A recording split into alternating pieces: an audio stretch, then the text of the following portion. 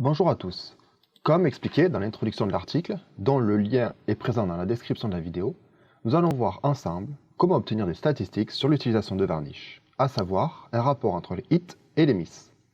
Ce rapport sera ensuite accessible dans Google Analytics. Donc, tout d'abord, un petit rappel sur le fonctionnement de Varnish et de ses subroutines.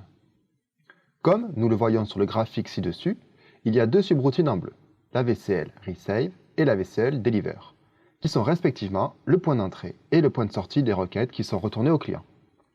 Ces deux subroutines sont communes à tous les exemples que je vais vous présenter. Que se passe-t-il en cas d'un miss? Varnish va entrer dans toutes les subroutines en verte, c'est-à-dire que l'objet n'étant pas en cache dans Varnish, le backend va être interrogé, pour ensuite renvoyer la requête au client. En cas de hit, l'objet était en cache, donc Varnish va directement retourner l'objet au client sans interroger le backend. C'est le mode de fonctionnement que nous recherchons tous à avoir, car il permet une meilleure performance et un meilleur temps de réponse. Et le dernier mode, un cache-pass, dans lequel nous allons en amont spécifier des règles à Varnish, lui indiquant que pour telle ou telle requête, tu bypasses le cache et tu vas interroger le backend.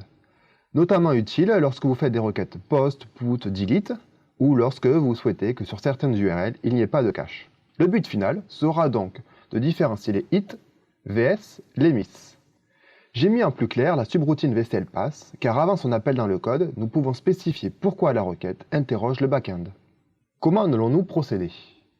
La chose est simple. Nous allons installer les deux modes de Varnish qui vont nous permettre d'utiliser le module des headers pour setter un cookie. Et c'est grâce à ce cookie qui va contenir l'information de hit ou de miss que nous allons pouvoir obtenir les stats dans Google Analytics. Nous allons d'abord installer les sources de Varnish sur toute machine. Puis nous allons récupérer la dernière archive des modules et la compiler. Toutes les commandes que je vais utiliser par la suite sont détaillées dans l'article. Comme vous pouvez le voir, les librairies ont été installées dans ce répertoire. Nous allons vérifier que l'installation s'est quand même bien passée et nous voyons que les nouveaux modules sont présents, à savoir cookies, header, SendMode.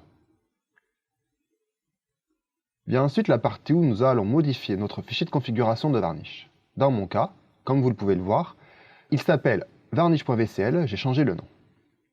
Nous allons d'abord importer le module que nous souhaitons, donc ici le module header. Puis nous allons rajouter un bloc qui va nous permettre de différencier les hits et les miss. Lorsque l'objet a un hit supérieur à 0, c'est qu'il était en cache, donc nous avons un xcache à hit. Dans le cas contraire, le backend a été interrogé et nous avons un miss. Et cet élément, le header xpass, nous permet de savoir pourquoi nous avons un miss. D'indiquer soit si l'objet n'était pas en cache, ou s'il s'agissait d'une requête post, put, etc., ou si vous avez spécifié votre propre règle de non-cache.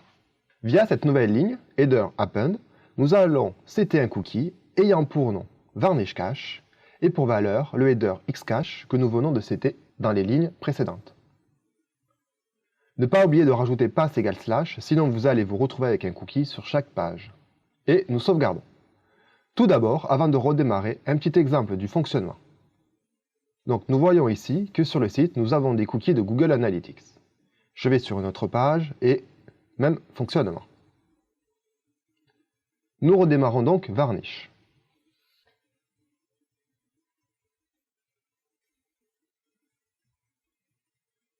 Nous retournons sur notre page et nous actualisons.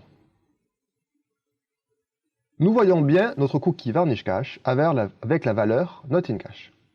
Tout simplement parce qu'après un restart, le cache est flushé, donc l'objet n'est forcément pas en cache. Si je réactualise ma page, je me retrouve bien avec un hit puisque l'objet était en cache.